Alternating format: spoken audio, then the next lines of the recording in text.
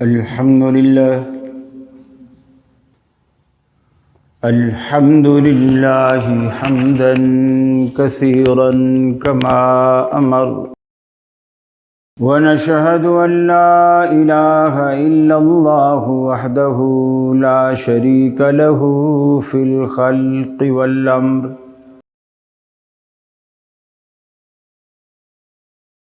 ونشهد أن سيدنا وسندنا محمدا عبده ورسوله، المبعوث إلى الأسود والأحمر لتتميم مكارم الأخلاق، لا يخلق نبي ولا رسول بعده ولا أمة بعد أمته ولا شريعة بعد شريعته ولا كتاب بعد كتابه، وصلى الله تعالى عليه وعلى آله وأصحابه الذين هم خلاصة العرب، الذين هم مفاتيح الرحمة ومصابيح الغرل. أعوذ بالله من الشيطان الرجيم، بسم الله الرحمن الرحيم. قل أوحي إلي أنه استمع نفر من الجن فقالوا إنا سمعنا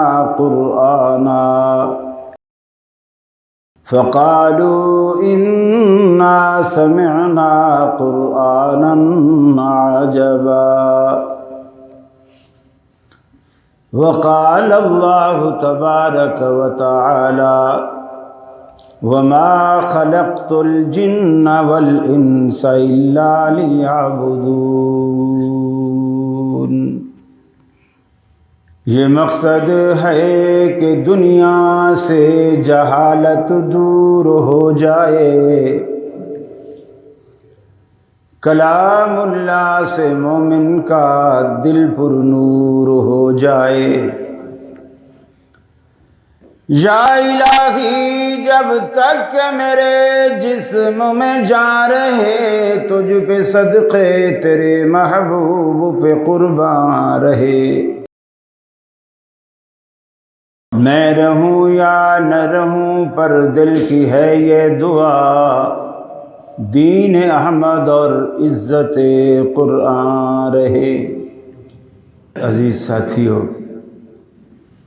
میری مسلم ماؤں، بہنوں، بیٹیوں، ہم یہاں آج ایک خاص مقصد سے جمع ہیں. جتنی بات آج کی نشست میں ہو سکے گی اسے انشاءاللہ کریں گے، لیکن آج کی گفتگو بالکل ابتدائی گفتگو ہوگی کہ جنات کیا ہیں اور یہ کیسے کام کرتے ہیں. میں چاہ رہا ہوں کہ آج کی نشست میں اس سے آگے نہ بڑھیں، کیونکہ بات پھر پھیل تو جائے گی اور ساری باتیں نامکمل رہیں گی اور کچھ بھی پلے نہیں پڑے گا اور آپ کے ذہن میں سوالات اٹھتے رہیں گے. دیکھیے، کسی بھی مسئلے کو سمجھنے کے لیے آپ کے پاس ایک بیس ہونی چاہیے، بنیاد ہونی چاہیے، کیونکہ دنیا میں ایک طبقہ ایسا بھی ہے جو کہتا ہے کہ جن وغیرہ کوئی چیز نہیں، وہ سرے سے اس مخلوق کا ہی انکار کرتا ہے. اور یہ انکار اتنا آسان نہیں ہے، اس لیے کہ ان کے وجود کا اعلان قرآن مجید کرتا ہے، اس لیے ان کے مخلوق ہونے کا انکار نہیں کیا جا سکتا. اللہ نے یہ تک فرمایا کہ میں نے جن اور انسان دونوں کو پیدا ہی اپنی بندگی کے لیے کیا ہے. تو آپ انسان کو مان رہے ہیں تو جن کو کیوں نہیں مان رہے؟ آپ کو ماننا پڑے گا. ہمارے پاس کسی بھی چیز پر عقیدہ رکھنے کے لیے، ایمان رکھنے کے لیے، یقین رکھنے کے لیے جو بیس اور بنیاد ہے وہ قرآن اور حدیث ہے۔ ان دو باتوں کی بنیاد پر ہم یہ فیصلہ کرتے ہیں یہ بات درست ہے اور یہ بات غلط ہے۔ اگر کوئی شخص یہ کہتا ہے کہ یہ بات چونکہ قرآن میں نہیں لہذا میں اس بات کو نہیں مانتا، اس نے کلمہ پڑھنے کا حق ادا نہیں کیا۔ اس لیے کہ جب آپ کلمہ پڑھتے ہیں صرف لا الہ الا اللہ نہیں کہتے، محمد الرسول اللہ بھی کہتے ہیں، تو لہذا اس رسول کی ذات کی اور اس رسول کی بات کی وہی حیثیت ہے جو قرآن مجید کی حیثیت ہے۔ اس لیے کہ رسول اللہ صلی اللہ علیہ وسلم کو حق اللہ دیتا ہے، اور اتنا حق دیتا ہے کہ فرمایا اگر میرا رسول کوئی بات کہتا ہے اور تم اسے مانتے ہو تو میں یہ سمجھتا ہوں کہ تم نے میری بات مانی، میرے رسول کی اطاعت میری اطاعت، من یطع الرسول فقد اطاع اللہ۔ نبی مکرم صلی اللہ علیہ وسلم نے جنات کے حوالے سے ہمیں بہت کچھ بتایا۔ ہمارا عقیدہ، ہمارا نقطہ نظر اسی دائرے کے اندر رہنا چاہیے، اس سے باہر نہیں جانا چاہیے۔ البتہ جس طرح ہمارے معاشرے میں، ہمارے ماحول میں جنات کو اپنے اوپر سوار کر دیا گیا ہے، اس کی مثال قرون اولیٰ میں نہیں ملتی، اس کی مثال قرون اولیٰ میں نہیں ملتی۔ کبھی ایک صحابی بھی ایسا آپ کو نہیں ملے گا جو اپنی عورتوں کو، اپنی بیٹیوں کو، اپنی بیویوں کو، اپنے بیٹوں کو پکڑ کر رسول اللہ صلی اللہ علیہ وسلم کے پاس لایا ہو، یا رسول اللہ اس کے جن نکالو، کبھی نہیں۔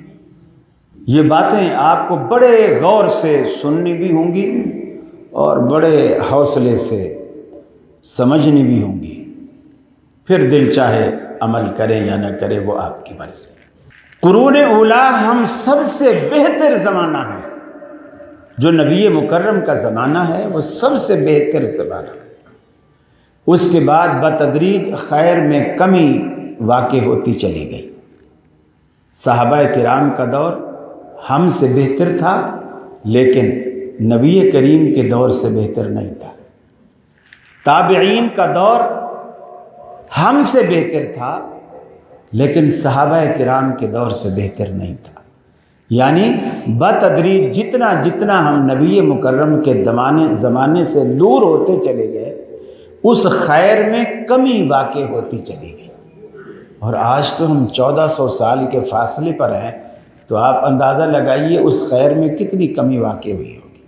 کچھ لوگ بعض روایات سے دھوکہ کھاتے ہیں کہ اللہ کے رسول نے فرمایا کہ شیطان تمہارے جسم میں ایسے سرایت کرتا ہے، ایسے گردش کرتا ہے جیسے خون تمہارے جسم میں گردش کرتا ہے۔ تو کہتے ہیں دیکھو حدیث سے ثابت ہو گیا، شیطان ہماری رگوں میں دوڑ رہا ہے۔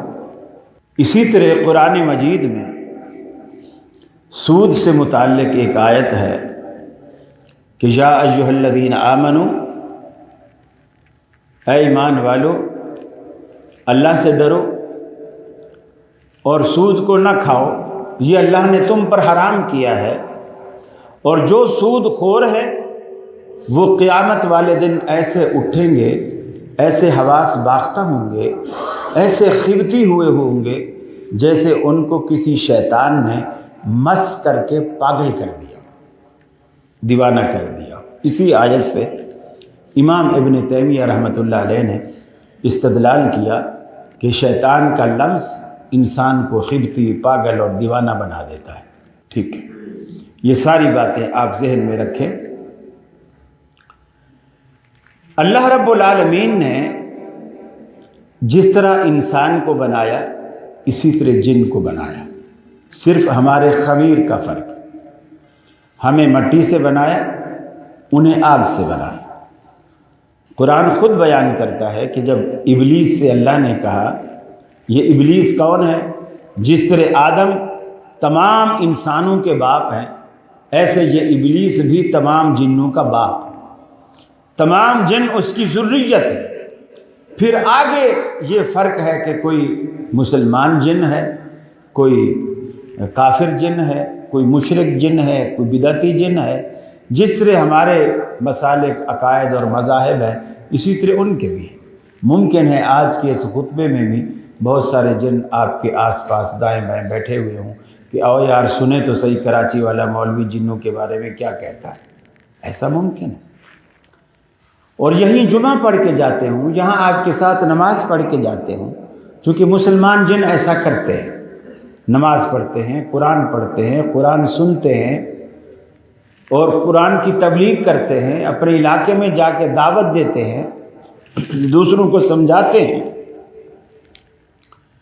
لفظ جن جو ہے اس کے لغوی معنی ہیں کوئی مخفی چیز، پوشیدہ چیز، مستور چیز، چھپی ہوئی چیز۔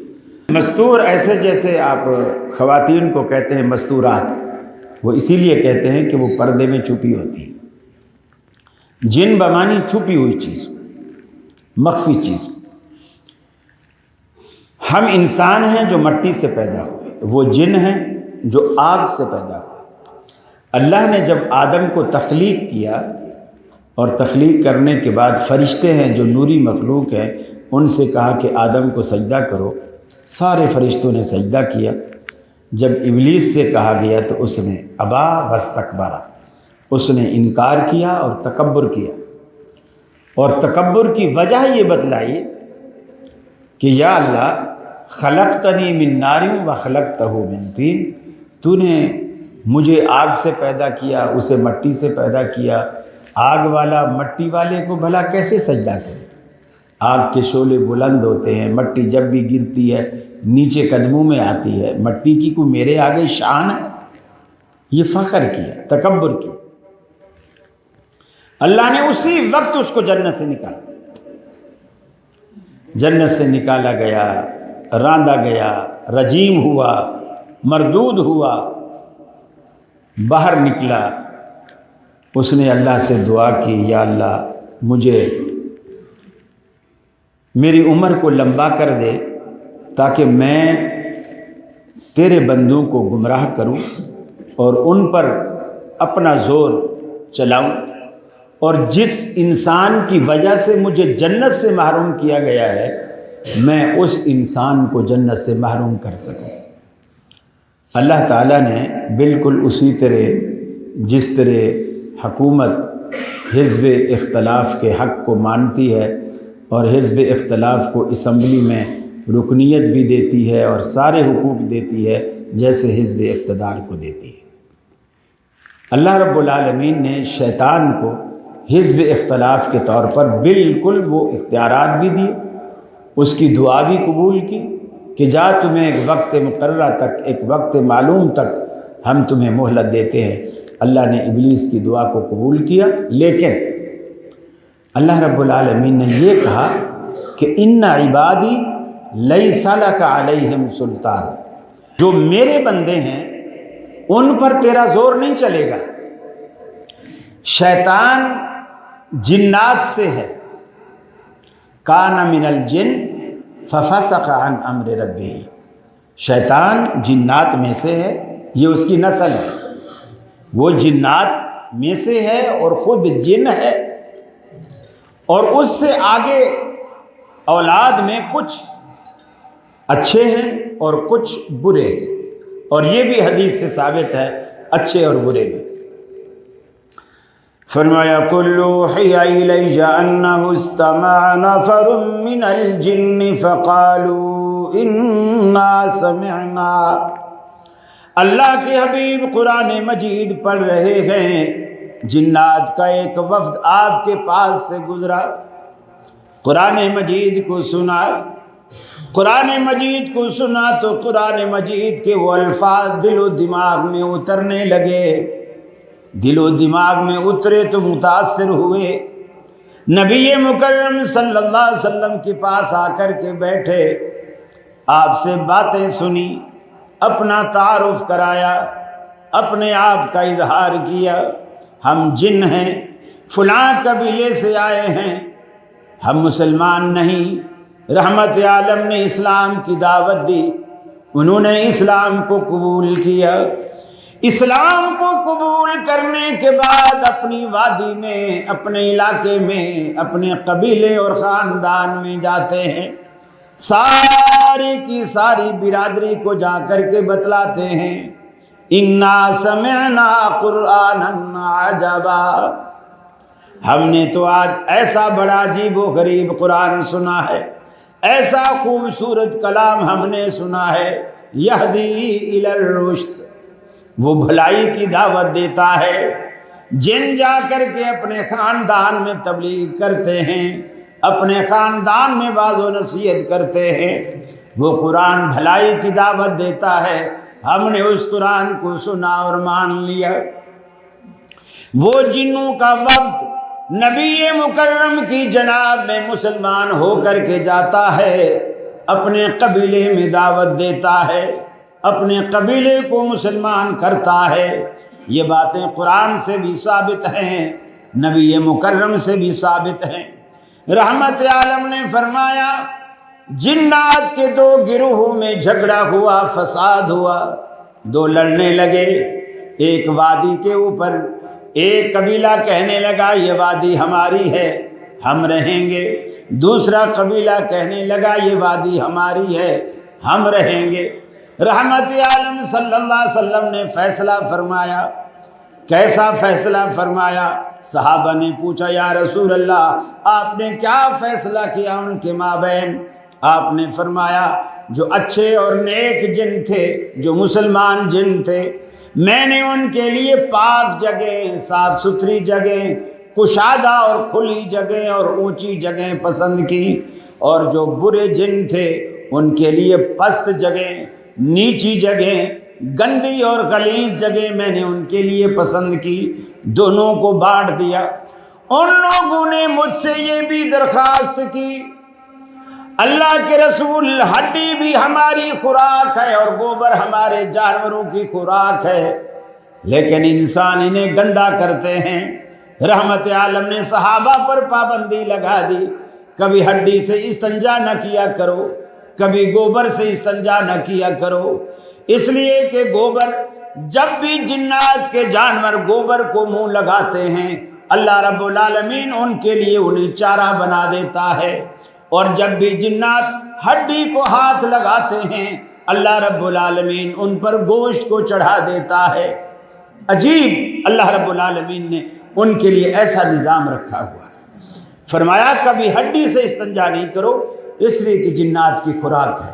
جنات کی خوراک ہڈی نہیں ہے، وہ جب بھی ہڈی کو ہاتھ لگاتے ہیں اللہ تعالیٰ اس پر گوشت چڑھا دیتا ہے، ان کے ہاتھ میں آتے ہی ان کو گوشت ملتا ہے۔ آپ نے چکن کی ہڈی پھینکی ہے تو چکن چڑھ جاتی ہے، مٹن پھینکا ہے تو مٹن چڑھ جاتا ہے، بیف پھینکی ہے تو بیف کا گوشت چڑھ جاتا ہے، اللہ ان کو گوشت دیتا ہے۔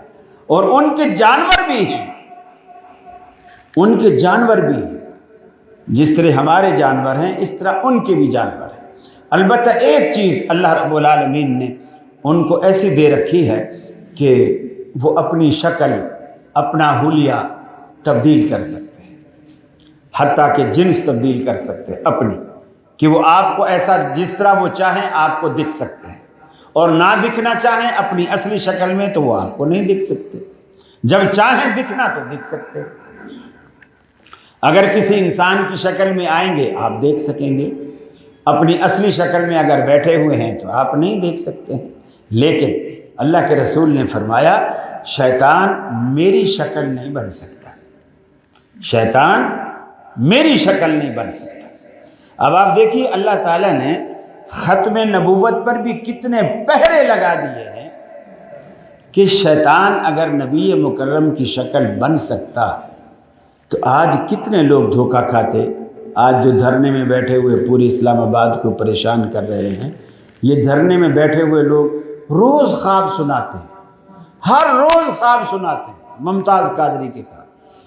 آج ہی مجھے حضرت عبدالرؤف صاحب بتا رہے تھے کہ ان کا کچھ تازہ انہوں نے بیان دیا، ابھی پہلے بھی دیا ہوگا، اب بھی دیا، دھرنے میں بیٹھے خواب سنا رہے ہیں کہ ممتاز قادری کی میت کو پھانسی سے اتارنے کے بعد جب ایمبولینس میں رکھا گیا اور اس کا ابا ملنے کے لیے آیا، ایمبولینس سے پیچھے میں بیٹے کی زیارت کر لوں، ایمبولینس کا ڈھکنا جو پیچھے سے اس کی جو ڈگی ہے وہ اٹھائی تو وہ اٹھ کے اپنے ابا کو لپٹ گیا، جپھا ڈال دیا، ممتاز قادری مرا ہوا۔ پھر پولیس والے بھاگے، اس نے کہا اس کے ابا کو، کیا کر رہا ہے؟ تو وہ جلدی سے ابا کو چھوڑ کے فٹافٹ چارپائی پہ پھر لیٹ گئے۔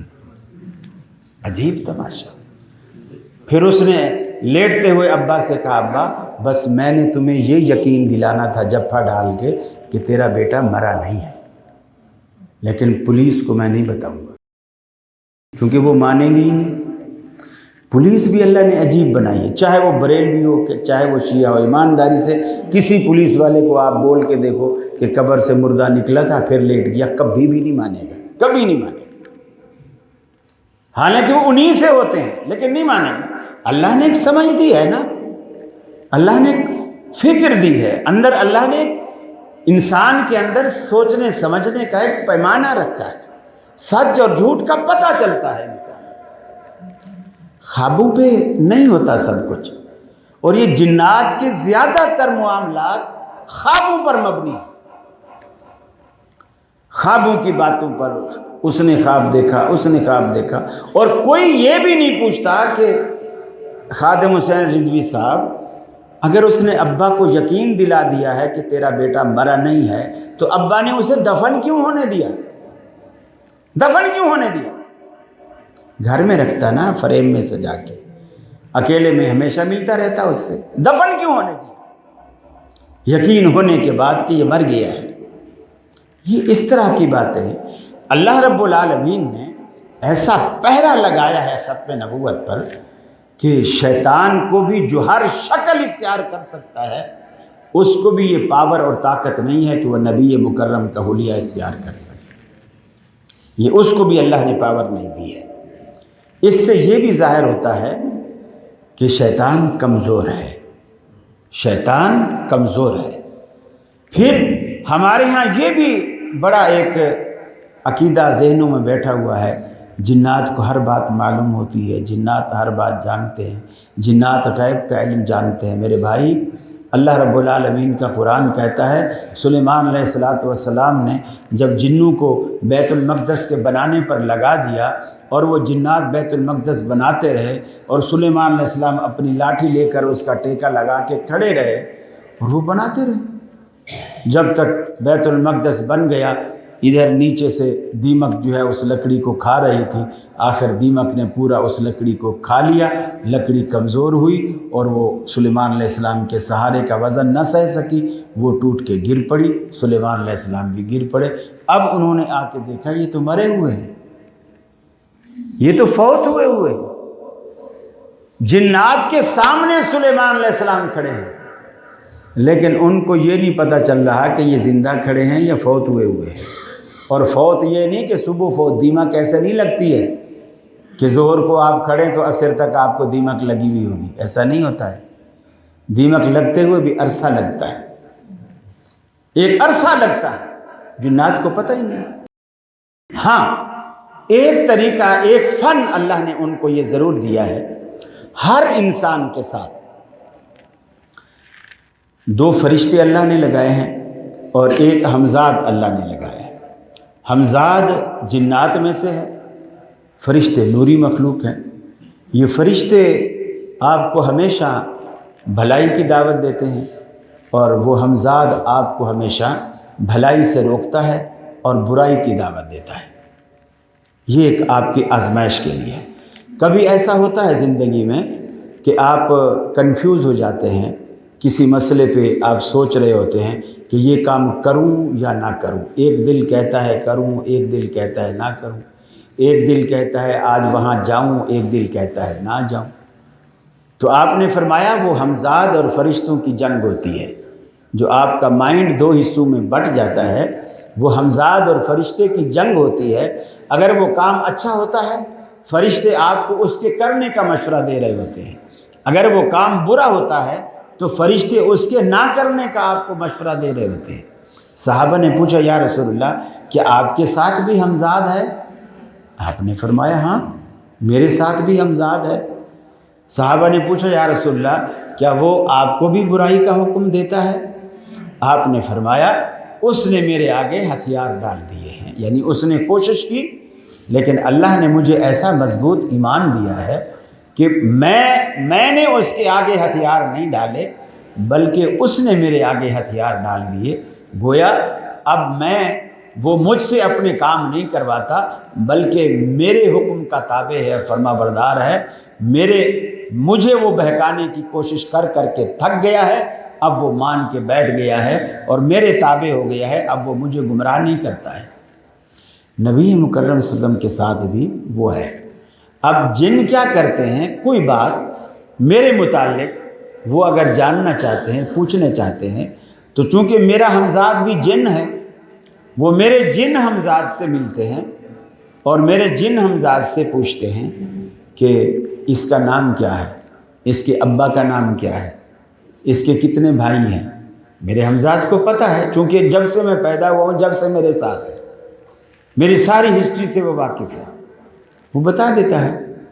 اب آپ کہیں جاتے ہیں، مجھے ایک دوست کراچی میں ملے، وہ کہنے لگے آپ کہتے ہو پیر فقیر کچھ نہیں، میں ایک کراچی کے اندر ایک میوہ شاہ بڑا مشہور اور پرانا قبرستان ہے، وہاں کا کوئی سجادہ نشین ہے، بولے میں زندگی میں پہلی دفعہ وہاں گیا، میں اسے جانتا نہیں تھا، وہ مجھے جانتا نہیں تھا، میرا ایک دوست مجھے لے گیا، میں ابھی دروازے تک گیا تو اس نے مجھے دیکھ کر کے کہا کہ ہمارا نیا مرید آیا ہے، اس کو آنے دو۔ لوگ سامنے سے راستہ دینے لگے، اس نے مجھے اپنے قریب بٹھایا اور مجھے کہنے لگا تمہارا یہ نام ہے، تمہارے ابا کا یہ نام ہے اور تم میرے پاس آئے ہو تاکہ تم مجھے آزماؤ، اس مقصد سے تم آئے ہو۔ تو وہ اہل حدیث ہے، یعنی جو گیا ہے وہ اہل حدیث ہے۔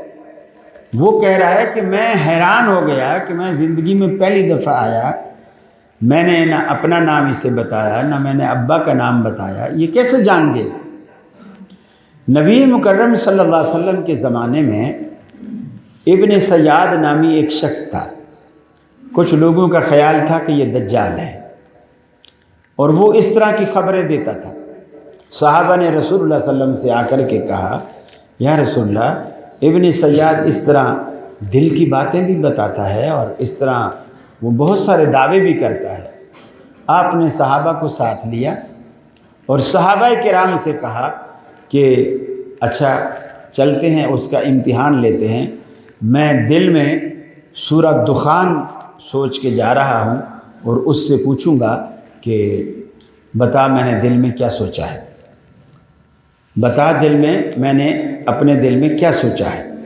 اب رسول اللہ صلی اللہ علیہ وسلم نے صحابہ کو بات بتائی، یقیناً رسول اللہ صلی اللہ علیہ وسلم کے ہمزاد نے بھی سن لی کہ آپ نے صحابہ کو بتایا ہے کہ میں نے دل میں سورہ دخان سوچی ہے، اور اس سے ابن سیاد سے جا کر کے پوچھا کہ تو میں نے سنا ہے کہ بڑے دلوں کی باتیں بتاتا ہے۔ اس نے کہا اچھا بتا میں نے دل میں کیا سوچا ہے۔ اس نے کہا دخ ایسا کہا جس کے معنی ہے دھواں، یعنی سورہ دخان جو ہے، دخان تدخین دھوئیں کو کہتے ہیں، جیسے عرب میں لکھا ہوتا ہے تدخین ممنوع، یعنی سگریٹ نوشی منع ہے، دھوئیں والی چیز، اور دخان دھوئیں کو کہتے ہیں۔ سورہ دخان یعنی دھوئیں والی صورت جس میں دھوئیں کا ذکر ہے، گیسز کا ذکر ہے۔ تو اس نے کہا دخ یعنی کچھ دھواں سا دکھتا ہے۔ گویا وہ رسول اللہ صلی اللہ علیہ وسلم کی جو بات تھی دل میں وہ اس تک پہنچ گیا ہے، اگرچہ وہ اس نے پورا سورہ دخان نہیں کہا، لیکن دکھ کہنے سے پتہ چلتا ہے کہ وہ پہنچا۔ تو یہ اس طرح کام کرتے ہیں کہ میرے ہمزاد سے میرے متعلق پوچھیں گے، پھر وہ آپ کو خبر دیں گے، اس میں کوئی بات سچی بھی ہوگی اور کوئی 10 باتیں جھوٹی بھی ملا کے آپ کو بتائیں گے۔ قرآن مجید کہتا ہے ان الشیاطین لَيُوحُونَ إِلَىٰ أَوْلِيَائِهِمْ، جس طرح اللہ جبریل امین کے ذریعے انبیاء کے پاس سچ کی وحی کرتا ہے، اسی طرح شیاطین اپنے اولیاء کے پاس جھوٹ کی وحی کرتے ہیں، جھوٹ القاء کرتے ہیں، جھوٹی باتیں بتاتے ہیں، اور وہ کاہن لوگ جو ہیں ان کی جھوٹی باتیں پکڑ کر کچھ بات اپنی طرف سے اور کچھ دوسرے کی طرف سے ملا ملو کے لوگوں کو بتا دیتے ہیں، اور زیادہ تر یہ ہیرا پھیریاں ہوتی ہیں۔ اب رہی یہ بات کہ شیطان لمس سے پاگل کر سکتا ہے، لوگوں کو دورے پڑتے ہیں، یہ ہوتا ہے وہ ہوتا ہے، کیا یہ واقعی جن ہوتے ہیں؟ جن اندر گھسے ہوئے ہوتے ہیں اور ہمارے اندر ہوتے ہیں۔ بعض دفعہ عورت مردوں کی آواز نکال رہی ہوتی ہے، بعض دفعہ مرد عورتوں کی آواز نکال رہے ہوتے ہیں، طاقت ان میں اتنی بڑھ جاتی ہے کہ دو دو تین تین آدمی بھی اسے پکڑ رہے ہوتے ہیں تو وہ قابو میں نہیں آ رہا ہوتا، اتنی طاقت اس کے اندر بڑھ جاتی ہے۔ ڈاکٹری تشخیص کے مطابق یہ ہسٹیریا کا مرض ہے، یہ دماغی مرض ہے، ہسٹیریا ہے، اور جس بھی ڈاکٹر سے آپ پوچھیں گے وہ اس کو ہسٹیریا ہی تشخیص کرے گا۔ اگر میری بات پہ آپ کو یقین نہیں آتا، ایک ڈاکٹر لاہور کے ڈاکٹر تھے، ڈاکٹر اختر، ریٹائر کیپٹن تھے فوج میں سے، اور وہ لاہور میں گھوڑا گلی میں ان کا کلینک ہوا کرتا تھا۔ ان کی کتابیں ہیں اردو میں کافی، ایک کتاب ہے ان کی پریکٹس آف میڈیسن کے نام سے، وہ اس میں انہوں نے بہت ساری باتیں لکھی ہیں، اور ایک پورا چیپٹر ہے جنات کا، پورا چیپٹر اس میں انہوں نے دیا جنات کا، کیونکہ یہ ایک مرض ہے اور ڈاکٹر کو اس کا بھی علاج کرنا ہے۔ وہ کہتے ہیں کہ جس کا علاج مولوی پڑھ کے کرتے ہیں، میں اس کا علاج انجیکشن سے کرتا ہوں۔ لیکن کہتے ہیں کہ میرے ایک دوست کی بیٹی میرے پاس لائی گئی، اس کو دورہ پڑا ہوا تھا، اور وہ ایسی بل کھاتی تھی، جسم ایسے گھوم جاتا تھا جیسے کوئی کپڑا دھو کے نچوڑا گیا ہو، ہاتھ پاؤں مڑ گئے، ٹانگیں مڑ گئی، جسم مڑ گیا، اس طرح۔ میں نے اس کو کچھ انجیکشن لگائے، کچھ دوا دی، 3-4 گھنٹے کی محنت تک اس کو کوئی افاقہ نہ، وہ بے ہوش ہے اور ہوش میں نہیں آئی۔ تو گھوڑا گلی میں میرا کلینک تھا، تو مریض کی جو والد تھے وہ بھی میرے دوست تھے، انہوں نے مجھے کہا ڈاکٹر صاحب اگر اجازت ہو تو گھوڑا گلی کے پاس ہی کوئی قاری صاحب رہتے ہیں، بڑے مشہور ہیں، سنا ہے کہ وہ جینوین نکال دیتے ہیں، اگر اجازت ہو تو ہم وہاں لے جائیں، چونکہ 3-4 گھنٹے تو آپ کے پاس لگ گئے۔ تو کہنے لگے، میں نے کہا نہیں، وہاں میں جانے کی اجازت نہیں دے سکتا، البتہ تم قاری صاحب کو یہاں لے آؤ۔ تو وہ کہنے لگے یہ میں نے صرف اس لیے کہا تاکہ میں یہ دیکھوں کہ مولوی لوگ ایسا کیا کرتے ہیں جو ہم نہیں کرتے۔ میری 3-4 گھنٹے کی محنت سے وہ ٹھیک نہیں ہو رہا، اور وہ آ کے آدھے پونے گھنٹے میں ٹھیک کر دیتے ہیں، وہ ایسا کیا کرتے ہیں؟ کہتے ہیں میں نے اس نیت سے اسے کہا کہ مولوی صاحب کو یہیں لے آؤ۔ وہ لے آیا، میں بھی اپنے دیگر کام کاج چھوڑ کے میں بھی اسی طرف متوجہ ہو گیا کہ یہ کیا کرتا ہے۔ اس نے بولا کہ اوپر چلیا، اس پہ کچھ لکھا لکھا، اس کو لپیٹا، اس کی دھن اس کو جلایا، اس کی دھنی ناک میں چلانے لگا، پھر شور مچایا اس نے کہ میں ایسا تمہیں جلا کے بھسم کر دوں گا، اور تیری راکھ بھی نہیں ملے گی، اور یہ ہو جائے گا، وہ ہو جائے، اب تو بھاگ نہیں سکے گا، اب تو کہیں جا نہیں سکے گا، آج تیری قبر ہی میں یہیں کھودوں گا، یہ ایسے شور مچایا۔ تو ڈاکٹر کہنے لگے کہ مجھے یاد آ گیا کہ ہم اس کی تھیوری میں یہ پڑھا کرتے تھے کہ ہسٹیریا کے مرض کا علاج ہی شور ہے، اور جس قدر آپ مریض، وہ سن رہا ہوتا ہے، بے ہوش ہوتا ہے لیکن سن رہا ہوتا ہے، بول نہیں سکتا، سن رہا ہوتا ہے، جب تک اسے ہوش نہیں آتا وہ نہیں بولتا، لیکن سن سارا رہا ہوتا ہے۔ تو آپ اس کو تسلی دیں، اب ایسا شور مچائیں کہ تیری بیماری اب انشاءاللہ ختم ہو جائے گی، اب یہ جس نے بھی تجھے پریشان کیا وہ نہیں بچے گا، ہم سب تیرے ساتھ۔ میں نے بولے اس کو سمجھ لیا۔ اس قاری صاحب نے پونا گھنٹہ محنت کی، لڑکی کو ہوش آ گیا۔ اس کے بعد بولے کوئی میرے پاس اور مریض آیا، میں نے انجیکشن بھرا، اور انجیکشن بھر کے میں نے کہا 1000 cc کا انجیکشن لگا دوں گا، ایسا لگاؤں گا کہ تیری نسل بھی یاد رکھے گی۔ میں نے ایسے 15-20 منٹ محنت کی، انجیکشن لگا دیا اس کو ہوش آ گیا، جن بھاگ گیا اس کا۔ اور پھر میں نے 3-4 دن تک اس کو علاج کے لیے رکھا، اور اس کو دوائیاں دیتا رہا، انجیکشن دیتا رہا۔ اس پہ میڈیسن کے کچھ نام بھی اس نے لکھے ہیں اس کتاب میں، میرا چونکہ یہ فیلڈ نہیں ہے مجھے وہ نام یاد نہیں ہے، البتہ 1000 cc مجھے یاد رہا۔ تو یہ اس نے کہا کہ پھر میرے بارے میں پوری لاہور میں مشہور ہو گیا کہ وہ ڈاکٹر جو ٹیکے کے ذریعے جن بھگاتا ہے، ٹیکے کے ذریعے جن نکالتا ہے۔ یہ اصل ہسٹیریا کا مرض ہے، دماغ میں بیٹھ جاتا ہے۔ اب میں آتا ہوں اسلامی نقطہ نظر کی طرف کہ قرآن مجید کی وہ آیت کہ شیطان سود خور کو قیامت والے دن اللہ تعالیٰ ایسے اٹھائے گا جیسے کسی کو شیطان نے چھو کر پاگل کر دیا۔ یہ لمس کیا ہے؟ حدیث میں آتا ہے کہ جو شخص رات کو سوتا ہے اور عشاء کی نماز نہیں پڑھتا، ایسے سو جاتا ہے، شیطان اس کے کان میں پیشاب کر دیتا ہے، شیطان اس کے کان میں پیشاب کر دیتا ہے۔ یہ رسول اللہ صلی اللہ علیہ وسلم کی حدیث ہے۔ لیکن کبھی آپ نے صبح اٹھ کر، اگر عشاء کی نماز جو لوگ نہیں پڑھتے، صبح اٹھ کر انہوں نے کبھی دیکھا ہے دایاں کان یا بایاں کان کو پیشاب سے بھرا ہوا ہو؟ کبھی ایسا محسوس کیا؟ تکیہ گیلا ہو؟ نہیں۔ اللہ کے رسول نے یہ تو فرما دیا کہ شیطان اس کے کان میں پیشاب کرتا ہے، لیکن کیا شیطان کا پیشاب پاک ہوتا ہے؟ میں آپ سے پوچھتا ہوں، شیطان کا پیشاب پاک ہوتا ہے؟ پیشاب تو مسلمان کا بھی ناپاک ہے، چہ جائے کہ شیطان کا پیشاب پاک ہو۔ تو جب آپ نے یہ فرما دیا کہ شیطان کان میں پیشاب کرتا ہے، تو آپ نے اگلے لمحے یہ کیوں نہیں فرمایا کہ اسے صبح اٹھ کے غسل کرنا چاہیے، صبح اٹھ کے کپڑے بھی بدلنے چاہیے، صبح اٹھ کے تکیہ بھی اسے دھونا چاہیے؟ یہ کیوں نہیں فرمایا؟ پھر نبی مکرم صلی اللہ علیہ وسلم نے فرمایا جب صبح تم اٹھتے ہو اپنی ناک کو 3 دفعہ جھاڑو، 3 دفعہ ناک کو جھاڑو۔ جو تقریباً فجر کی نماز پڑھتے ہیں، وضو کرتے ہیں، تو ان کا یہ عمل پورا ہو جاتا ہے۔ 3 دفعہ ناک کو جھاڑو، چونکہ شیطان ساری رات تمہاری ناک کی چوٹی پر گزارتا ہے۔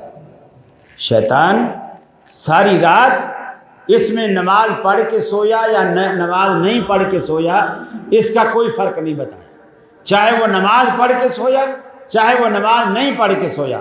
فرق صرف یہ ہے کہ جو نماز پڑھ کے سوتا ہے شیطان اس کے کان میں پیشاب نہیں کرتا، جو نہیں پڑھ کے سوتا ہے شیطان اس کے کان میں پیشاب کر دیتا ہے۔ لیکن یہ جو ناک والی بات ہے یہ نمازی بے نمازی سب کے لیے کہی کہ جو بھی رات کو سوتا ہے شیطان ساری رات اس کی ناک کی چوٹی پر گزارتا ہے، اس نوک پر شیطان گزارتا ہے۔ جو شیطان اپنے لمس سے بندے کو پاگل کر دیتا ہے، ساری رات اس نے ہمارے ناک پہ بیٹھ کے گزار دی، صبح اٹھ کے آپ اچھے بھلے ہیں، پاگل نہیں ہوئے؟ آپ نے سوچا کبھی؟ آدمی اچھا بھلا ہوتا ہے، بیگم سے کہتا ہے ہاں ناشتہ تیار ہو گیا، مجھے آفس جانا ہے، میں نہا کے کپڑے بدل لیتا ہوں، جب تک آپ ناشتہ لگا دو میں فریش ہو جاتا ہوں، آتا ہوں۔ یعنی بالکل اپنے ہوش و حواس میں ہوتا ہے، پاگل نہیں ہوتا ہے۔ یہ مس، شیطان کا مس کیا ہے؟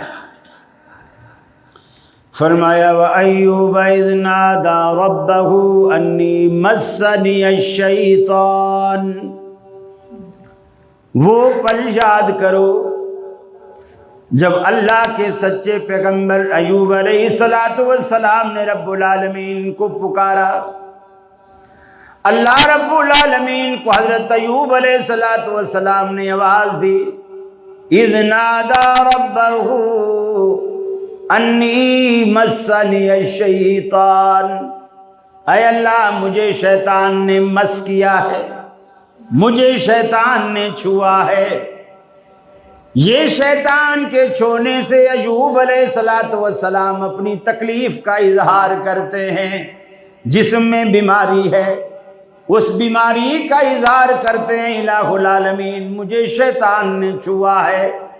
دوسرے مقام پر قرآن نے اسی مس شیطان کو دوسرے لفظ سے بیان کیا۔ ایوب علیہ السلام نے اللہ سے کہا انی مسنی الضر، اللہ مجھے نقصان نے، مجھے بیماری نے، مجھے تکلیف نے چھوا ہے۔ اسی تکلیف کو حضرت ایوب علیہ السلام ایک موقع پر بیماری کہتے ہیں، اسی تکلیف کو دوسرے لمحے شیطان کا چھونا کہتے ہیں۔ اور ایوب علیہ السلام نعوذ باللہ خبتی نہیں تھے۔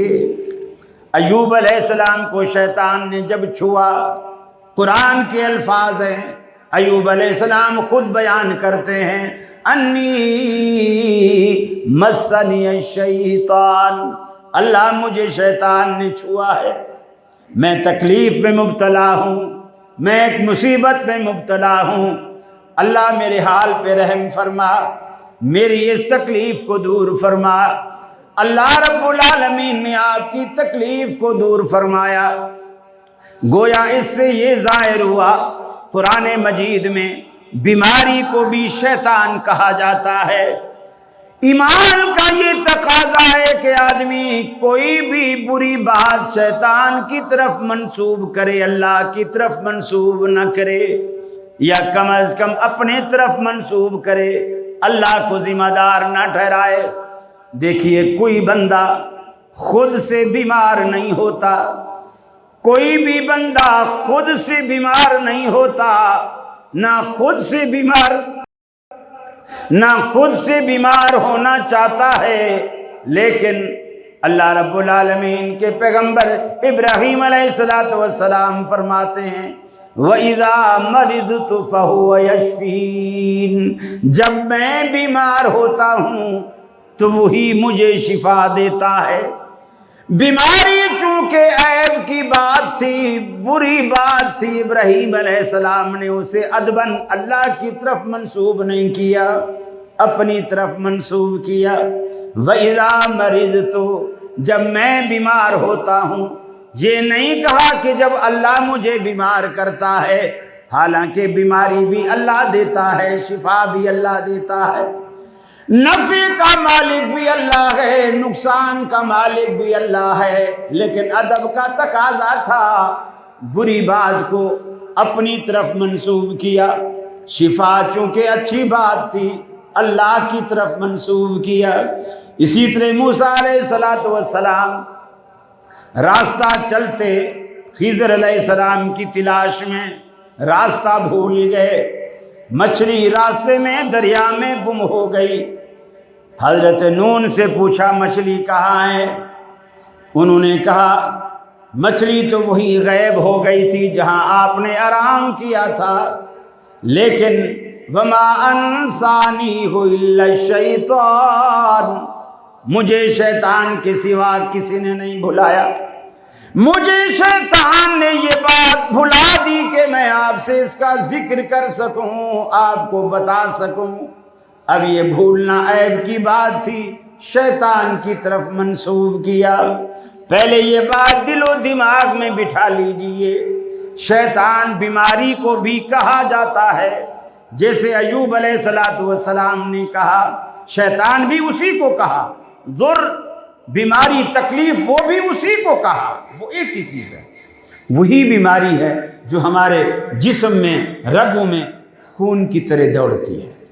شیطان اس سے زیادہ کچھ نہیں کر سکتا، بے بس ہے، اس سے زیادہ کچھ نہیں کر سکتا کہ وہ باہر بیٹھ کر آپ کے دل و دماغ پہ اثر انداز ہو، آپ کی فکر پہ اثر انداز ہوتا ہے، آپ کے احساسات پہ اثر انداز ہوتا ہے، آپ کے تخیل پہ اثر انداز ہوتا ہے۔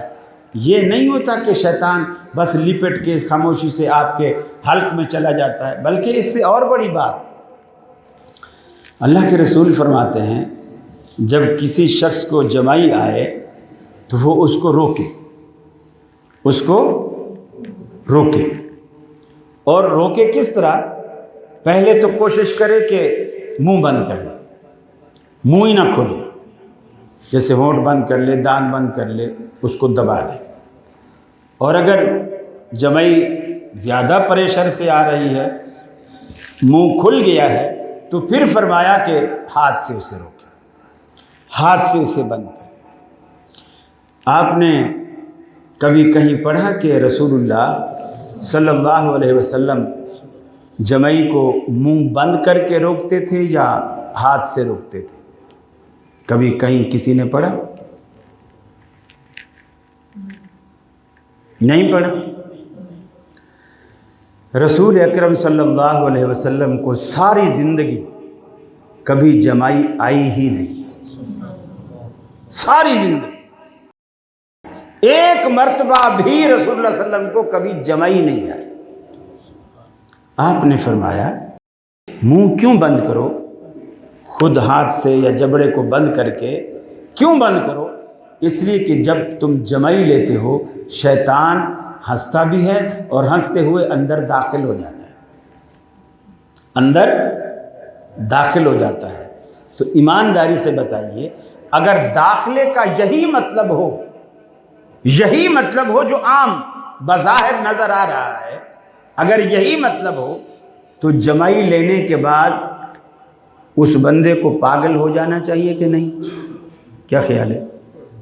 ہو جانا چاہیے، اس لیے کہ جو باہر سے چھو کر پاگل کر دیتا ہے وہ اندر جا کے کیا کچھ نہیں کرے گا، وہ تو بہت کچھ کر سکتا ہے۔ تو ایسا جمائی کے بعد کوئی بھی پاگل نہیں ہوتا۔ تو مقصد یہ ہے کہ اس حدیث کا یہ مطلب ہی نہیں جو لوگ سمجھ رہے ہیں، جو لوگ سمجھ رہے ہیں۔ یہی وجہ ہے کہ لوگوں کو جب وہ حدیث سمجھ نہیں آتی پھر وہ حدیثوں کا انکار کر دیتے ہیں، احادیث کا انکار کرتے ہیں۔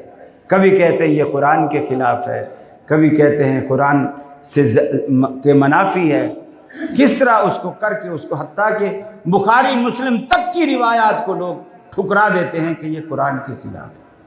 اسی لیے میں نے بنیاداً عرض کیا کہ پہلی جو بنیادی بات ہے کہ آپ اپنی ایک بیس بنائیں کہ آپ کا عقیدہ ہے یا آپ کے عمل کی کوئی بنیاد ہے، وہ قرآن و سنت سے باہر رہی ہوگی، اس کی بیس قرآن و سنت کے اندر ہوگی۔ جب تک یہ بنیاد آپ کی پکی نہیں ہوتی ہے تب تک کوئی فائدہ نہیں ہے، آپ کے نماز کا، آپ کے روزے کا کوئی فائدہ نہیں ہے۔ اللہ کے رسول نے بہت ساری کچھ احتیاطی تدابیر بھی بتائی، احتیاطی تدابیر بھی بتائی۔ دیکھیے شیطان اتنا کچھ بھی نہیں کر سکتا جب تک اللہ رب العالمین کی طرف سے اذن نہ ہو، نہ جادو والے، نہ تعویذ دینے والے، نہ دھاگا پڑھنے والے، نہ نمک پڑھنے والے، نہ چینی پڑھنے والے۔ لوگ چینیاں پڑھوا کے کھا رہے ہیں، مہینے بعد کہتے ہیں جی جن تو نہیں گیا، شوگر ہو گئی ہے، اور کھا چینی۔ تو چینی سے علاج ہوتا ہے؟ کوئی نمک پڑھ کے بیچارے کھا رہے ہیں، چاٹ رہے ہیں۔ مولوی صاحب نے بتایا صبح بھی چاٹو، دوپہر کو بھی چاٹو، شام۔ مہینے بعد نمک ختم ہو گیا، ہاں جی وہ جی جن تو نہیں نکلا، بلڈ پریشر ہو گیا ہے۔ تو نمک کھائے گا تو بلڈ پریشر تو ہوگا نا۔ اللہ کے بندے مثالیں کیا دیتے ہیں کہ جی سبحان اللہ، یہ تو رسول اللہ صلی اللہ علیہ وسلم نے کنویں میں، کڑوے کنویں میں تھوکا تھا تو وہ میٹھا ہو گیا تھا۔ تو ہم جو اس کو پڑھتے ہیں، اللہ کا کلام پڑھتے ہیں، سبحان اللہ، اللہ کے کلام میں بڑی تاثیر ہے، ہم اس کو تھو تھو تھو تھو کر کے دیتے ہیں۔ اب ایک نیا پیر کوئی نکلا ہوا ہے، تسبیح اس کے ہاتھ میں ہوتی ہے، میں نے ویسے تو اس کو نہیں دیکھا لیکن کلپس میں نے سوشل میڈیا پہ کافی دیکھے ہیں، نوجوان سا لڑکا جیسا ہے اور سندھی ٹوپی پہنی ہوئی ہوتی ہے، تسبیح ایک ہاتھ میں ہوتی ہے اور سب مجمع بھرا ہوا ہے، لوگوں کو ایک دفعہ کہتا ہے سر پہ ہاتھ رکھو، سارے اپنا سر پکڑ کے ایسے کھڑے ہوئے۔ اب وہ اس میں ایسے منہ بھی چلا رہا ہے، تسبیح کے دانے کا، پھر وہ کہتا ہے اب سر سے ہاتھ ہٹاؤ، اب تمہیں جہاں جہاں درد ہے وہاں ہاتھ رکھو۔ پھر سارے وہاں، کوئی کندھا پکڑے کھڑا ہے، کوئی گھٹنا پکڑے کھڑا ہے، کوئی کمر پہ ہاتھ رکھے کھڑا ہے، پھر اسی طرح کر کر کے پھونک رہا ہے اسپیکر میں، اور وہ کہہ رہے ہیں ہمیں علاج کروا رہے ہیں۔ تو اسی طرح لوگ پانی کی بوتلوں میں تھوک ڈال ڈال کے دیتے ہیں، اور سچی بات ہے میں نے اکثر لوگوں کو دیکھا ہے، وہ جب تھوکے ڈلوا کے لے جاتے ہیں، مہینہ 2 مہینے پیتے ہیں، اس سے پوچھو بھی گھٹنے کا درد گیا؟ جی اس وقت تو ایک گھٹنے میں درد تھا، بوتل ختم ہوگی تو دوسرے میں بھی درد شروع ہوگی۔ مولوی صاحب کے جو دونوں گھٹنوں میں درد تھا اور اس کی تھوک اس نے ڈال دی، تو تیرے تو دونوں ہی گھٹنوں میں ہوگا نا۔ اللہ کے رسول کی مثالیں دیتے ہیں رسول اللہ صلی اللہ علیہ وسلم کے لعاب کی بات الگ ہے، وہ تو سانپ کے زہر کو بھی نکال کے بات ہے، وہ اللہ رب العالمین کی طرف سے ایک اعجاز تھا۔ صدیق اکبر کی ایڑی پہ سانپ نے کاٹا، آپ نے وہی لعاب لگایا، زہر ختم۔ حضرت علی کی آنکھیں دکھ رہی، آپ نے وہی لعاب لگایا، شفا ہی شفا۔ کنواں کڑوا ہو گیا، اللہ کے رسول نے لعاب ڈالا، کنواں میٹھا ہو گیا۔ سارے اسلام آباد کے لوگ جا کر کے کسی کھارے پانی میں تھوکیں ڈالیں، سارے نیک نمازی جمع کر لو۔ میں کہتا ہوں راول ڈیم آپ کا کڑوا ہو سکتا ہے، کبھی کھارا پانی میٹھا نہیں ہوگا۔ اللہ رب العالمین نے نبی کریم کو جو کچھ دیا تھا وہ ایک اعجاز تھا۔ یہ نہیں ہے کہ امت بوتلوں میں تھوکیں ڈالے اور لوگوں کا علاج کرے۔ آپ نے کچھ احتیاطی تدابیر ضرور بتائی۔ آپ نے فرمایا جہاں دھوپ اور چھاؤں آپس میں ملتی ہے اس جگہ پر نہ بیٹھا کرو، نہ نماز پڑھو، نہ بیٹھو، نہ کوئی اور کام کرو۔ فرمایا وہ شیطان کے کھیلنے کی جگہ ہے، وہ شیطان کے کھیلنے کی جگہ ہے، وہ شیطان وہاں کھیلتا ہے۔ جہاں دھوپ اور چھاؤں دونوں مل رہے ہیں اس جگہ یا پورا چھاؤں میں بیٹھو یا پوری دھوپ میں بیٹھو۔ آپ نے ایک احتیاط بتایا، ٹھیک ہے آپ احتیاط کرو۔ اللہ کے حبیب نے فرمایا جب گھر میں داخل ہو وہ رات کو، اور گھر سونے سے پہلے گھر کا گیٹ ہے، گھر کا دروازہ ہے، آپ کنڈی لگاتے ہو، اس کو بسم اللہ پڑھ کے کنڈی لگاؤ۔ فرمایا قسم ہے اس ذات کی جس کے قبضے میں میرا سر ہے، جو شخص اپنے گھر کی کنڈی کو بسم اللہ پڑھ کے کنڈی لگاتا ہے، بند کرتا ہے، شیطان اس گھر کی دہلیز پار نہیں کر سکتا۔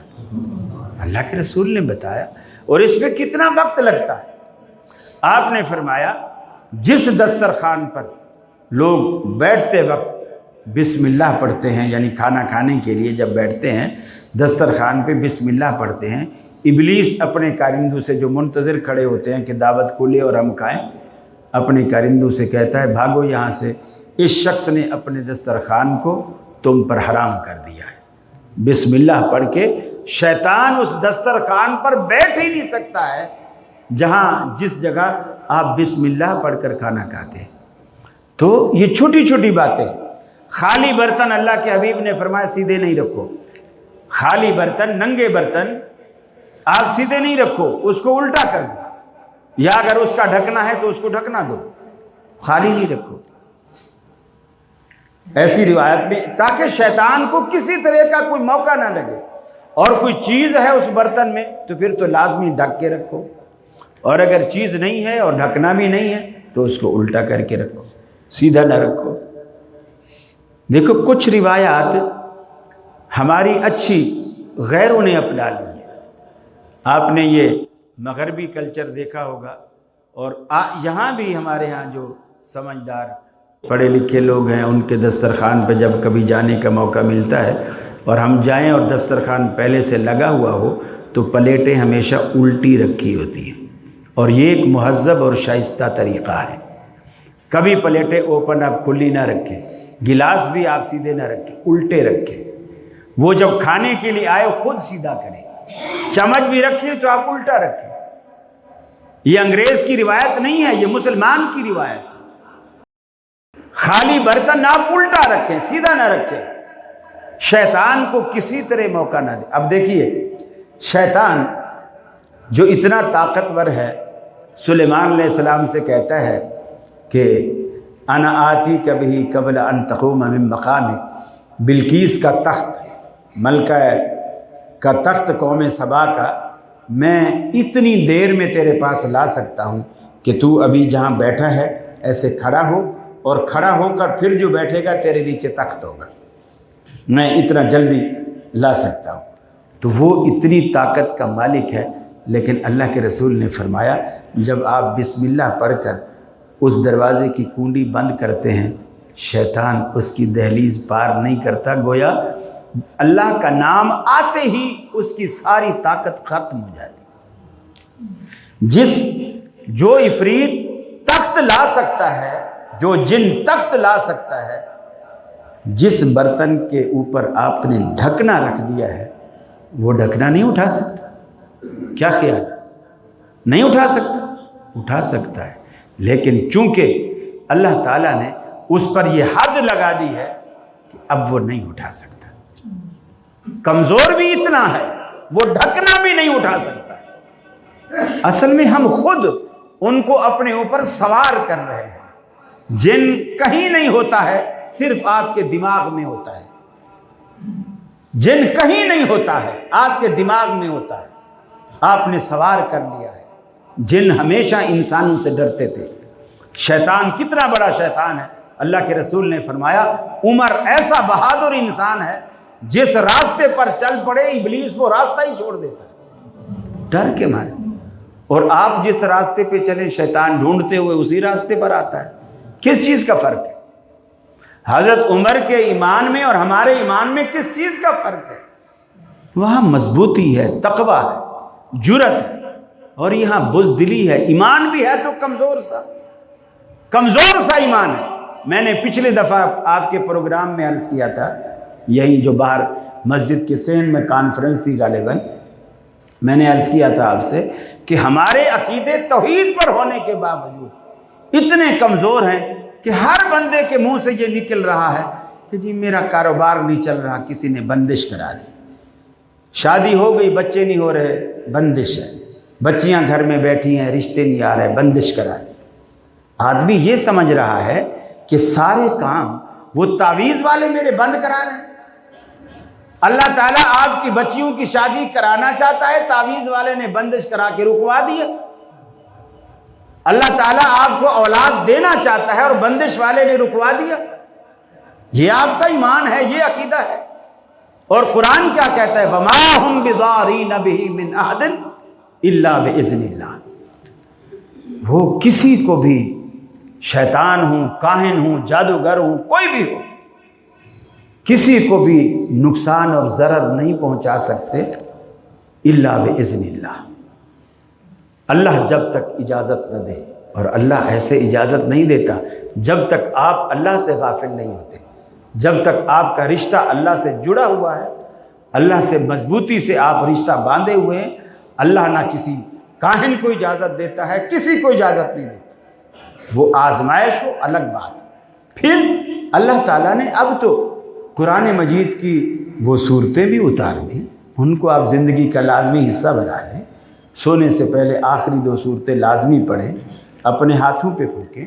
آیت الکرسی پڑھیں، اپنے ہاتھوں پہ پھونکیں، اور نہ بھی پھونکیں تو آپ ایسے پڑھ کے سو جائیں، اور اگر پھونکے ہاتھوں پہ پھونک کے ان ہاتھوں کو سر سے لے کر اس طرح آپ پورے پاؤں تک اور پورے ہاتھوں پہ اس طرح آپ بازو اپنے گھما دیں، گویا آپ نے اپنے اوپر وہ مچھر مار دوائی جو ہے وہ آپ نے اپنے مالش کر لی، اور شیطانی کوئی مچھر آپ کے پاس نہیں آئے گا۔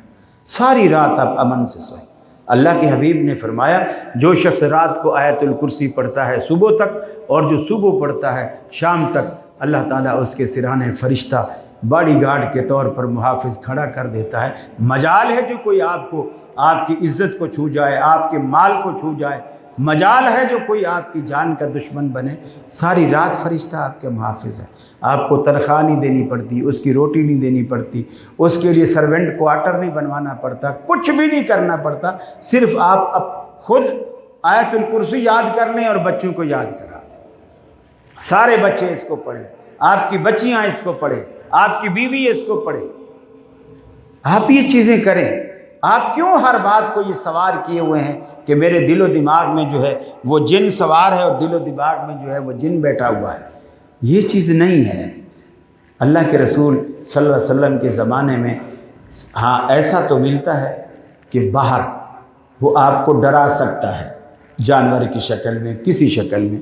اللہ کے حبیب صلی اللہ علیہ وسلم کے زمانے میں ایک صحابی کی نئی شادی ہوئی، اور وہ جہاد کے لیے آپ کے ساتھ چلا گیا، اور آپ کی یہ بھی عادت تھی کہ جن لوگوں کی نئی شادی ہوتی تھی وہ اگر گھر قریب ہوتے تھے تو ان کو رات کو ٹھہرنے کے لیے گھر جانے کی اجازت دے دیتے تھے تاکہ صبح پھر آ جائے۔ تو ایک صحابی کی نئی شادی ہوئی، اور اس نے جب شام کے وقت کہا اللہ کے رسول مجھے اجازت ہو تو میں رات گھر میں گزار دوں، صبح آ جاؤں گا۔ آپ نے فرمایا اجازت ہے۔ وہ چلا گیا۔ عرب کی ایک عادت تھی، وہ تلوار، تیر، نیزہ، کمان، اس طرح کی چیزیں سفر میں بھی اپنے ساتھ رکھتے تھے۔ وہ نیزہ تلوار تیر کمان لے کر آ رہا ہے۔ جب اپنے گھر کی گلی میں آیا، دیکھا تو اس کی جو دلہن ہے وہ گھر کے جو باہر کا گیٹ ہے، دروازہ ہے، اس کے اوپر کھڑی ہوئی ہے، اور اس کی پیٹھ گلی کی طرف ہے اور اس کا منہ گھر کی طرف ہے۔ اس نے غیرت میں یہ سمجھا کہ ایسا لگتا ہے کہ شاید یہ لوز کریکٹر کی ہے، یہ بد چلن عورت ہے کہ میں ادھر گیا ہوا تھا اور یہ پیچھے گلی میں آ کے کھڑی ہو گئی تاکہ آنے جانے والے مجھے دیکھیں۔ اس نے غصے کی اور غیرت کی وجہ سے تیر اپنا کمان میں رکھا اور اپنی دلہن کو نشانہ بنایا۔ نشانہ بنایا، جب قریب بھی آ رہا ہے اور تیر ایسے رکھا، اس کے قدموں کی آہٹ سے عورت کو آواز گئی۔ اس نے فوراً پلٹ کے پیچھے دیکھا تو اس کا میاں تھا جو کمان کے اندر تیر رکھے ہوئے ہے۔ تو اس نے کہا مجھے مارنے سے پہلے یہ دیکھ لے اندر آ کے کہ کس چیز نے مجھے باہر نکالا ہے، کہ میں باہر کیوں آئی ہوں، پہلے یہ دیکھ لے پھر بے شک مجھے مار دینا۔ وہ غصے میں تو تھا، وہ اندر چلا گیا۔ اندر جیسے گیا دیکھا تو صحن کے اندر ایک بہت بڑا اژدہا ہے، یعنی سانپ کی نسل کا جو بڑا سانپ ہوتا ہے اسے اژدہا کہتے ہیں۔ وہ پھن پھیلا کے اور اس طرح کنڈلی مار کے بیٹھا ہوا ہے اور پھن پھیلا کے بیٹھا ہوا ہے اور پھنکار رہا ہے، اور وہ ڈر کے مارے، عورت ذات ہے اور اکیلی ہے گھر میں، وہ ڈر کے مارے اپنی جان بچانے کے لیے صحن سے نکل کر دروازے پہ آ گئی۔ اس کو غصہ تو تھا، اس نے وہ کمان سے نیزہ نکالا اور وہ ہاتھ سے جا کر کے اس اژدہے کے سر میں کھونپ دیا۔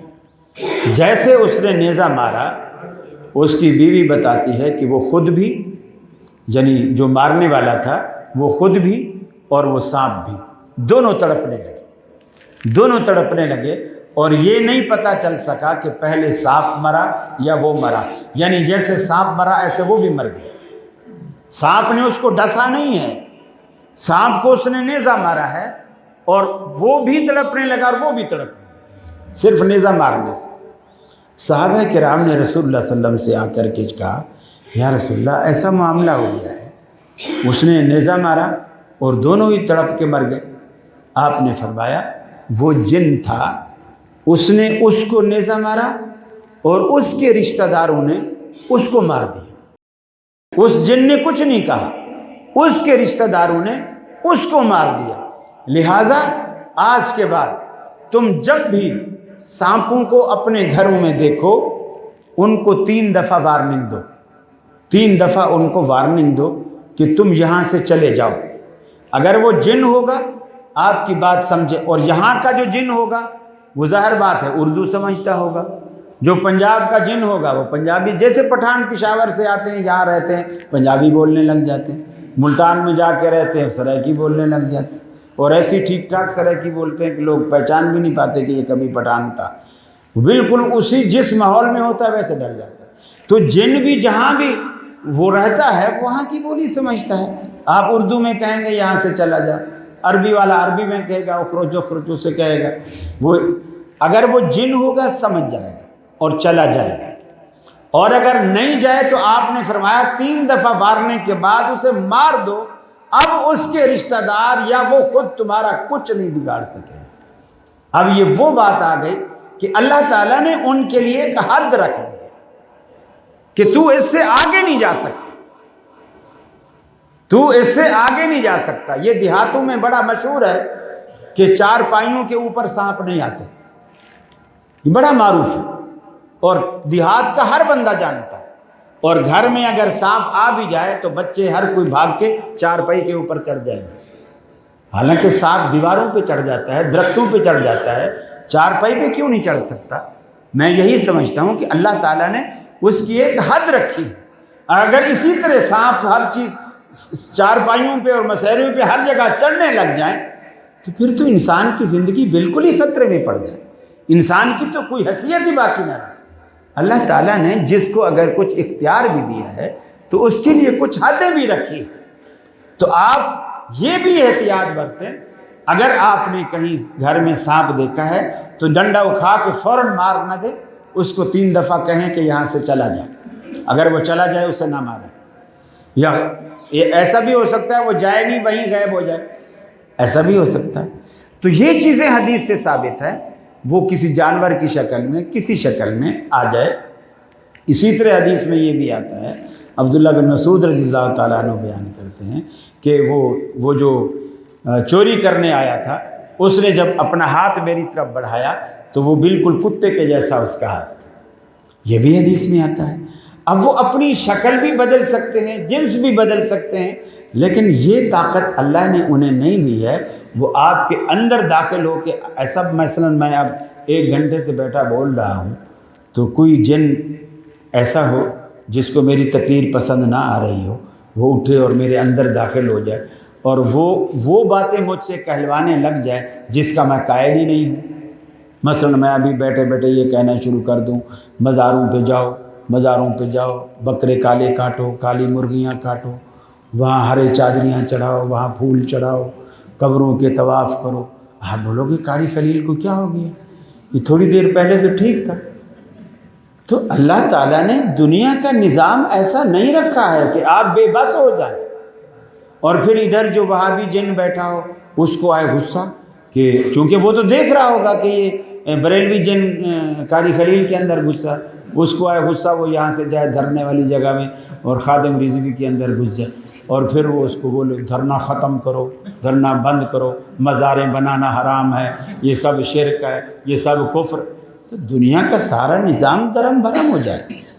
اللہ تعالیٰ نے ایسا سسٹم نہیں رکھا ہے۔ آپ مطمئن رہیں، انشاءاللہ جب آپ دعائیں پڑھتے ہیں، جب آپ اللہ رب العالمین کا نام لیتے ہیں، دعاؤں کا سہارا لیتے ہیں، تو شیاطین آپ کو پریشان نہیں کرتے، نہ آپ کے بچوں کو، نہ آپ کے بیویوں کو۔ ہاں، خواب ضرور آتے ہیں۔ خواب اللہ کے حبیب نے فرمایا 3 طرح کے ہوتے ہیں۔ کچھ وہ ہوتے ہیں جو سچے ہوتے ہیں، یہ نبوت کا 40واں حصہ ہے، سچے خواب بھی ہوتے ہیں۔ کچھ وہ ہوتے ہیں جو شیطانی خواب ہوتے ہیں، جو شیطان اثر انداز ہوتا ہے دل و دماغ پہ، اور وہ وسوسوں کے ذریعے، ہمارے تخیل کے ذریعے وہ خواب ہمیں دکھاتا ہے، اس کی بھی کوئی تعبیر نہیں ہوتی۔ کچھ خواب ایسے ہوتے ہیں جو شیطانی بھی نہیں ہوتے اور سچے بھی نہیں ہوتے، بس آپ دن بھر جو کرتے ہیں، مثال کے طور پر، اور اس کی کوئی تعبیر نہیں ہوتی۔ مثال کے طور پر میں اگر دیکھوں کہ میں تقویت الاسلام مسجد میں رات کو سویا اور میں خواب دیکھ رہا ہوں کہ میں تقویت الاسلام مسجد میں جمعہ پڑھا رہا ہوں، تو مولوی کے لیے اس خواب کی کوئی تعبیر نہیں۔ مولویوں کا کام ہی جمعہ پڑھانا۔ اب میں سارا دن جمعہ، جب بھی جمعہ آتا ہے میں پڑھاتا ہوں، چاہے اپنی مسجد میں، چاہے کسی اور شہر میں، کسی اور جگہ۔ اگر مولوی ہاں، اگر ڈاکٹر عمر فاروق صاحب دیکھ رہے ہیں کہ وہ تقویت الاسلام مسجد میں کھڑے ہوئے خطبہ دے رہے ہیں، اب اس کی تعبیر ہے، اس لیے کہ ڈاکٹروں کا کام خطبہ دینا نہیں ہے۔ یہ واقعی ایک انوکھی بات ہے، ایک انوکھی بات ہے۔ اب ہمارے امام صاحب جنہوں نے نماز پڑھائی ہے، اب یہ دیکھیں کہ جی یہ خواب میں دیکھا کہ میں اپنے بچوں کا قرآن سن رہا ہوں یا اپنے بچوں کی تجوید ٹھیک کر رہا ہوں، تو اس خواب کی کوئی تعبیر نہیں ہے۔ یہ تو سارا دن کام ہی یہی کرتے ہیں اور ان کا کام ہے۔ ہاں، اگر آپ میں سے ایسا شخص جس کا یہ کام نہیں، نہ وہ کبھی استاد بنا، نہ کبھی استاد کے سامنے بیٹھا، وہ یہ دیکھے کہ جی وہ مصلی پہ بیٹھا ہوا ہے، بچوں کو پڑھا رہا ہے، اب وہ مولوی صاحب کو بتائے، وہ یقیناً اس کی تعبیر دیں گے۔ تو کچھ ایسی چیزیں ہوتی ہیں، اب مثلا موچی ہے، وہ صبح آ کر آپ کو بتایا رات میں نے خواب دیکھا ہے میں جوتے ٹانک رہا ہوں، تو آپ بولو گے خواب کیا دیکھا ہے، تو حقیقت میں بھی جوتے ہی ٹانکتا ہے، تو تیرے خواب کی کیا تعبیر ہے؟ اس کی یہی تعبیر ہے کہ تو ساری زندگی جوتے ہی ٹانکے گا، اور کیا تعبیر؟ تو کچھ باتیں جو ہم کام بزنس کرتے ہیں، کاروبار کرتے ہیں، جس سے ہمارا بار بار واسطہ اور تعلق رہتا ہے، وہ چیزیں ہمارے ذہن میں سوار ہو جاتی ہیں، وہ تحت شعور میں بیٹھ جاتی ہیں اور خواب میں پھر وہ شعور بن کر ظاہر ہوتی ہیں۔ تو اس سے بھی ہمیں نہیں گھبرانا اور ڈرنا چاہیے، اور ہر چیز کو جنات پر موقوف نہیں کرنا چاہیے۔ رات کے وقت خاص طور پر آپ پیاز نہ کھائیں۔ دیکھیے یہ بھی میں جن بگانے کا آپ کو نسخہ بتا رہا ہوں۔ رات کے کھانے میں اپنی زندگی سے پیاز کو نکال دیں۔ جب بھی پیاز کھائیں دوپہر کے کھانے میں کھائیں، اور جب بھی پیاز کھائیں اوپر کالی مرچ چھڑکیں یا سرکہ چھڑکیں۔ آپ کے جن آپ کے قریب بھی نہیں آئیں، قریب بھی نہیں آئیں۔ جب آپ رات کو پیاز کھاتے ہیں یہ گیس پیدا کرتا ہے، رات کو پھر آپ محنت نہیں کرتے، آپ پیاز کھاتے ہیں، کھانا کھاتے ہیں اور پھر سو جاتے ہیں، اور پھر وہ گیسز دماغ پہ چڑھتی ہیں۔ وہ دماغ پہ جب چڑھتی ہیں تو ایسے خواب آتے ہیں، کوئی شیر پیچھے بھاگ رہا ہے، سانپ پیچھے بھاگ رہا ہے۔ صبح بیچارہ مولوی صاحب کو پریشان کر رہا ہوتا ہے، رات 3 سانپ میرے پیچھے بھاگے، میں پھر آگے بھاگا، آگے ندی آ گئی، اس کو چھلانگ لگائی تو پار ہونے کی بجائے ندی میں گر گیا۔ تو کس نے کہا تھا رات کو پیاز کھاؤ؟ تو آپ پیاز نہ کھائیں، رات چنے کی دال استعمال نہ کریں رات میں، اور اگر کبھی مجبوراً ایسا ہو جائے آپ کالی مرچ کا استعمال ضرور کریں، کم سے کم 7 دانے کالی مرچ کے آپ کھائیں، انشاءاللہ آپ کو ڈراؤنے خواب نہیں آئیں گے۔ دعاؤں کا سہارا لیں، آیت الکرسی پڑھیں، اور پھر کبھی بھی ایسی چیز ہو، اب یہ لوگ مولوی دھونیاں کیوں دیتے ہیں جن نکالنے کے لیے؟ دھونیاں کیوں دیتے ہیں؟ میں آپ کو بتاتا ہوں، آپ دھونی نہ دیں، کوئی بھی ایسی چیز جس سے چھینکیں آتی ہوں، کوئی بھی ایسی چیز جس سے حکیم سے کوئی ایسی چیز لے کے رکھ لیں گھر میں، یہ دکنی مرچ ہے، دکنی مرچ پیس کے رکھ لیں، ذرا سا، بالکل ذرا سا، ایسی اس کو ایسے سنگھا دیں، ایسی چھینکیں ہیں، میں کہتا ہوں جن کا باپ بھی آپ کے گھر میں کبھی نہیں گھسے گا، کبھی آئے گا ہی۔ یہ ایسے نہیں بزدل بنو، اللہ کے بندو، آپ تقویۃ الاسلام مسجد کے نمازی ہو، دیکھو نام تقویہ ہے، سبحان اللہ، جنوں کا کیا کام ہے آپ کے ساتھ؟ آپ کیوں پریشان ہیں؟ اور اگر بیگم کے سر میں درد ہے، مولوی صاحب اس کو تو جن ہو گیا، پیٹ میں درد ہے جن ہو گیا، بچوں کو کوئی تکلیف ہے جن ہو گیا۔ جن اتنے فارغ نہیں ہیں، جنوں کو اور بھی بہت سارا کام ہے۔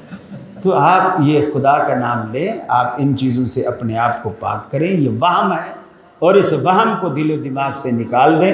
اللہ رب العالمین سے دعا ہے، اللہ رب العالمین مجھے بھی اور آپ کو بھی ان جنات کے فتنے سے بچا کے رکھے۔ کچھ لوگ یہ کہتے ہیں کہ یہ جو نظر ہے، یہ نظر بد کوئی چیز نہیں ہے، اور ان کا حدیث پر ایمان نہیں ہے۔ رسول اکرم نے فرمایا النظر حق، نظر کا لگنا حق ہے۔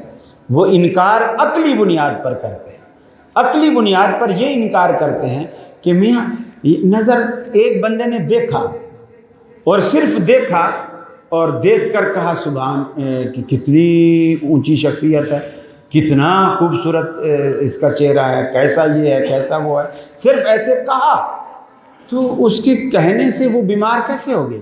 یہ کیسے ہو سکتا ہے؟ اس کے لفظوں سے اس کے جسم پر اس کا کیا اثر پڑا؟